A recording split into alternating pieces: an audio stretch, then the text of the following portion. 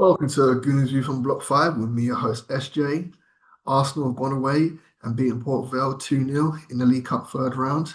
And we're going to talk about that today. If you're new to the channel, please subscribe, leave a like on the video. If you listen to Apple or Spotify, please subscribe, follow, leave a 5-star rating, 5-star review, wherever you're taking the pod. Let's get to the show notes, shall we? We've gone away.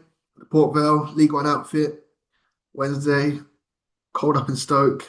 Can you do it on a cold night up in Stoke? The boys have shown that they can do it on a cold night up in Stoke.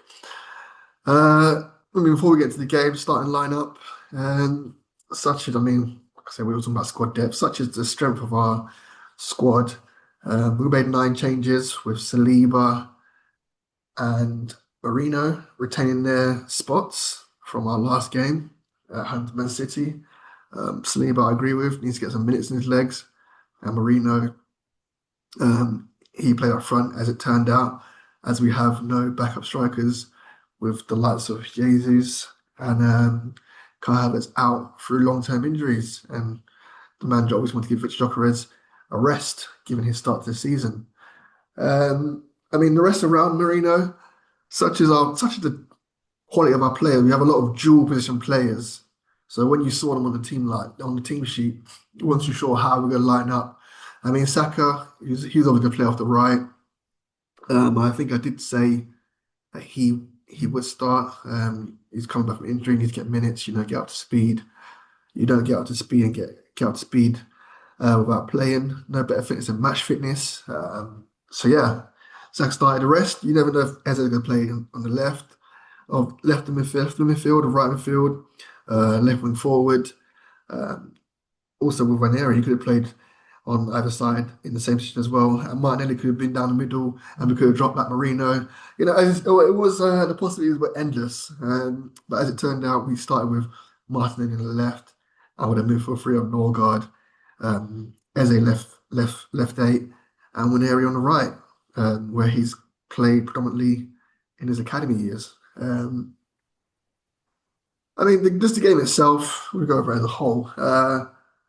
I've seen a bit of chatter online about it being a boring game. I didn't find it boring myself, to be honest. I feel like that chatter was coming from match-going fans who, in the second half, it was very boring. I think the second half wasn't as great as the first half, and we were kicking towards the Arsenal fans, and it may just appear to them that it was just a boring, dead second half, which it probably was. But I thought the first half we looked very lively, created quite a few chances. Even the second half, towards the end, we created a few chances. So I didn't find it boring.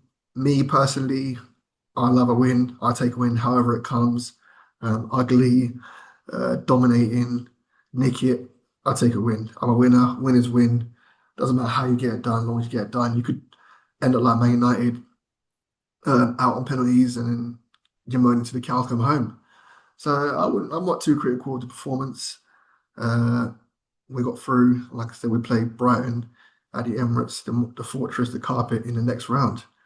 I was interested with Eze, how he was going to play in that left 8 role. Also, it's a role that's it's a role that's familiar to him. I think like Palace played more off the left wing. Pretty much more a floater as such. But for us, he's definitely not playing that position. Even there's been calls for him to play that position previously. And I think he was pretty much our bright spark in that first half. He was all over. Out wide, picking up the ball, dropping a bit deep, finding himself in the middle. But what I always saw him doing, he had a willingness to crash the box. So whenever the ball was out wide on either side, you can always spot Eze in the box trying to get on the end of something or help link up the play, which is how our first goal came when we get to it. But Port Vale, to their credit, League One team is their biggest attendance since I think it was 1999. Then it was uphill battle.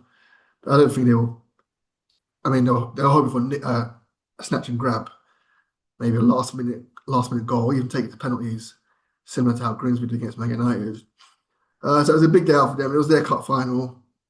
And then the first, I'd say, 4 or 5 minutes, they started bright, um, without creating any chances. They just had the ball for a bit.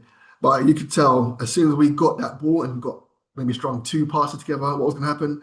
They were going to drop back and they were going to be stuck in their half, in their defensive third for the remainder of the half. And that's how it transpired. Um, I mean, we got our goal come from the left, Martinelli. He had a decent game. I mean, the first thing he did when I saw him get the ball was that silly little drag step he done, and I thought, oh God, today's not going to be a day. He's starting the game again. And once he's made his impact in the last couple of games come off the bench, and there's been like an urgency in his play to score a goal or impress. So when he started doing that drag thing, I thought, no, not today, Martinelli, please. I know. I mean, to his credit, he was positive during his time on the pitch. Um, he kind of did this. He does this little drag thing where he goes right, left to right with the same foot, and I saw him do that quite a bit during the international break for Brazil. And I think there was actually a video going around as to how he does this for Brazil, not for Arsenal. And he seems to have brought that little trick to his Arsenal game now. And he kind of did that trick for the first goal. He's knocked it in. I'm not sure if he was aiming for Lewis Skelly. It could be. It looked like it could be. He went in his direction, or if he's going for Ezra. But the ball's gone in there. MLS has got the slightest nick, so he's taking that assist away from Martinelli. I mean, little assist bonus gone there. And it's gone into Ezra. And what he's done very well is he seems to in one seamless step, letting the ball run across his body and striking at the same time. So when he's done that, he's frozen the defender into thinking he's shooting, and the defender's just been done like a keeper. And to do it in one movement, to me, it was quality. When I saw it, I was like, what's he done there? And when I saw the replay, I was like, oh, wow. And the finish into the corner, it was just precision. It wasn't, I mean, it wasn't smashed. It was just accurate. And I actually think because he did it in one movement, it may have caught the keeper off guard just ever so slightly because it was seamless the way he did it. And that's his first goal for the club. First of many, we hope. Hope he gets on the score sheet this weekend away at Newcastle if he starts. Yeah, I mean, just think about that. He didn't start. It was weird that Eza didn't start against City. One of our big games of the season, one of our massive games, an important game given how we started the season with a loss at Anfield. But he happened to get a start during the week at Port Vale, League One outfit, in a game that pretty much, I think any 11 we put out would have probably beaten them. But yeah, I mean, Mikel Arteta probably has his reasons, and that's that. He's can only play when called upon, and he's been called upon, and he played a very good game and got himself a goal. He actually had another good chance as well in that first half. Was put through by, I'm going to say Marino, it might have been Wanieri, can't remember. You'd hope he'd finish that chance, centre of the goal, or it's a bit to the right. So he had a decent angle to find the side. But I think a decent save, to be honest. The keeper got his leg out. I made a decent save, in my opinion, pretty much like a David De Gea back in the day. You saving with your foot. So it wasn't the worst strike in the world. You've got to give a bit of credit to the goalkeeper. Yeah, I mean, in terms of other chances, we wasn't really creating chances. I mean, they were sitting deep, but we're used to that anyway. And I think overall, as a whole, I think the players didn't overexert themselves. We've got a job done. You could say at 1-0, it's a dangerous scoreline. They could score with a long throw or a set piece or an axel trip in the box and get a penalty. I mean, the possibilities are endless. But I think the players themselves can sniff how the game's going, and you can see on TV how the game is going. I mean, I think the stats showed up on the screen after 21 minutes. They had 21 passes in 21 minutes. So they're averaging one pass a minute at that point. And then one of those passes were from kickoff after we scored our goal. So the dominance was there. I don't think the players were too worried. I think if Port Vale had scored, we had the cavalry on the bench, the quality on the bench, change the game. and would go through. I mean, that's if they didn't score, if they scored late, or depends on the time they scored. But I do think it wasn't a worry. I wasn't overly concerned about making it a spectacle. Obviously, if you're a travelling fan going up to Stoke, you want to see a spectacle, but you want to see a win, and that's what you know. I think ultimately you want to see the team win, and that's what we did. So yeah, just kind of digressed there, just getting a little point on mine out. Um, but the second half, it was continuing the same, more dominance. Um, who got our second goal? It was Trossard. We know it was Trossard. But I mean, there was a scare in the 60th minute, as we all know. Saka. I personally, I said take Saka off at half time. I put in a group chat. Take Saka off half time. Bring on Max Darman. He's got the minutes in his legs. He's got nothing else to prove. The game's pretty easy. It's a nice game for Darman to get some minutes in his legs. Play with the first, not the first 11, but play with the first team. And against opposition which isn't too tough. But it's still a good test for him because these lower league teams, the Championship League One, League Two, they lack the quality, but they're very physical. They make up in physical. You know, you normally send players out on loan to lower leagues to toughen them up and introduce them to men's football. So I would have done that at half time, but we didn't. Saka got a little knock in about the 60th minute. We all thought it was a bad injury, but Saka does tend to sometimes exaggerate his injuries, just banging the floor. You think, oh, sugar, his ACL, he's done something bad, but it could be just he has a low pain threshold. I'm not too sure. But he was fine to get up and continue for a little bit and got replaced for Max Darman. Big Vic came on as well for Marino, and those two actually linked up. I mean, like I said, there wasn't much highlights throughout the whole game, which is pretty much control, us passing the ball and keeping them off the ball. But Max Darman, he showed that good vision. First time ball into him, he's knocked it around the corner first time into Victor Gyökeres. So I'm not sure if there's something they discussed. Everyone they happened to be on the same wavelength. Um, Seemed to be more on wavelength, more on a better wavelength than most players in our team. It looked like. So he's knocked that ball around the corner. Victor Gyökeres on his bike through one over the keeper. Kind of dilly-dallied, delayed on the ball, and allowed the defender to get back. It's a bit disappointing when he was through. He was hoping that he would just smash it, not even not silence the doubters or silence critics, because he's got 3 goals in 5 Premier League games. You can't complain with that kind of return. It's just coming off the back of a weekend with a quiet game. You want to just get the confidence up a little bit ahead of our big game this weekend. And that's what goals do. Goals give confidence. So it would have been nice. Got blocked. But, he's making the right runs.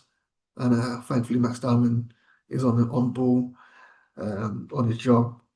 Wise beyond his years, good vision, and played him through. Uh, Trossard. Trossard off the bench, coming in impact again, making a good impact. I've said the past couple of weeks, Trossard and Martinelli seem to be like our main impact players now. And I think that could be their role going forward. Give them the cup game to keep them happy. I actually thought Trossard would start this game. I thought we'd start Trossard and Martinelli to keep them both happy, get some minutes in their legs. But Trossard come off the bench. It'll be a nice long ball over the top, similar to what was played for Martinelli, but didn't have too much, enough loft on it. Yeah, too much loft on it, shall I say. But Trossard's done well to bring it down, cut inside and smash the ball bottom corner from the same way he's travelling from. And at 2-0, I mean, at 1-0, the game was over by 2-0. Yeah, just make your way home, Port Vale fans. Thanks for coming. So, I mean, what I would say is very hard sometimes to get off these kind of games when you're playing lower league opposition. It's hard to motivate yourself to, I'm not going to say do the right thing, but to put on a spectacle because you don't have to get out of first gear, second gear. I mean, you have to remember these players are playing every 3 days, they're training in between. And if you're not required to do more, you're not going to do more. You just get a job done. I mean, we probably all do that in our workplaces. Sometimes sometimes you don't feel like, or you don't need to do more than what's required. And I think that's what transpired last night. And players knew that to get a job done, got a job done. And that was that. We're gonna move on. We're gonna move on to the weekend. You know, we've got Newcastle away, so yeah, we'll do a separate match preview pod on that, um, as always. But yeah, as I mentioned, we're through. We got Brighton at home in next round. If I remember rightfully, could be 2 seasons ago. Three. I was there at the match 3 seasons ago. At the Emirates, Brighton knocked us out.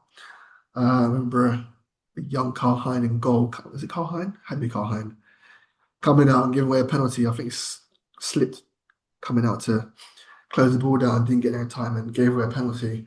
Um, I think Enciso scored that game. I'm just trying to remember. I was there. I was in. I was there. I was in Block 5 watching that. Um, but I think hopefully this time will be a different case. They're going to take this game seriously. You know, these teams, the Brightons, you saw Newcastle last year, Crystal Palace, the Fulhams, they it's their best chance to win a trophy, you know. They want to win a trophy. Regardless if it gets into Europe or not, they just want to end the trophy drought. Um, and the closer you get to the final, the stronger team's going to get. So whatever team they played at Barnsley away when they won 6-0, there will be one or two extra starting 11 players in their team for the Emirates. I think, you know, I mean, if we play that same team we played last night against Port Vale, we actually probably could go the whole way because that was a very strong 11, you know. But yeah, we'll see how that goes. Thanks for joining me today. Like I said, if it's your first time here, subscribe to the channel, leave a like on the video. If you're listening to Apple or Spotify, leave a 5-star review, a 5-star rating or follow wherever you take the platform in. Yeah, thanks for your time. We're back for a Newcastle preview pod, and until then, all the best.